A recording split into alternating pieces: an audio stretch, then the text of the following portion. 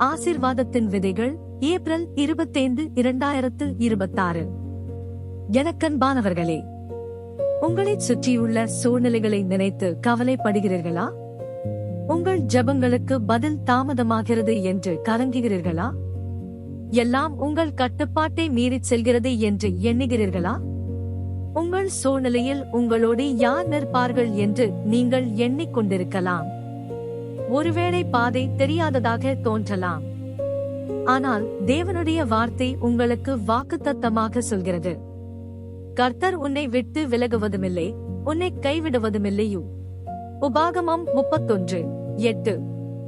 வேதம் சொல்லுகிறது, யோசுவா தன் ஜனங்களை அறியாத தேசத்திற்கு எப்படி வழிநடத்திச் செல்வது என்று கவலையோடும் கலக்கத்தோடும் இருந்தபோது, அதைக் கண்ட தேவன் தாமே அவர்களுக்கு முன்பாகச் செல்வதாக உறுதியளித்தார்.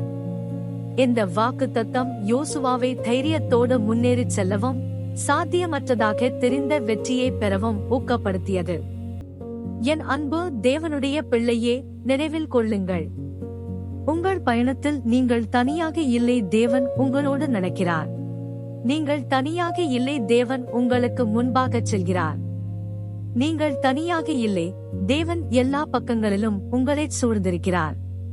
ஆம், உங்களுக்கு முன்பாக செல்லும் தேவன் ஏற்கனவே உங்கள் பாதையையும் மகிமையான எதிர்காலத்தையும் ஆயத்தப்படுத்தியிருக்கிறார். ஆமேன். நாம் ஜெபிப்போமா?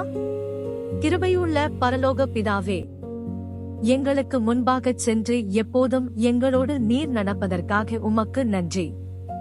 எங்கள் பாதையும் எதிர்காலமும் தெரியாததாக இருந்தாலும் நீர் எங்கள் எதிர்காலத்தின் பயத்தை நீக்கி நம்பிக்கையால் எங்கள் இருதயத்தை நிரப்பும்.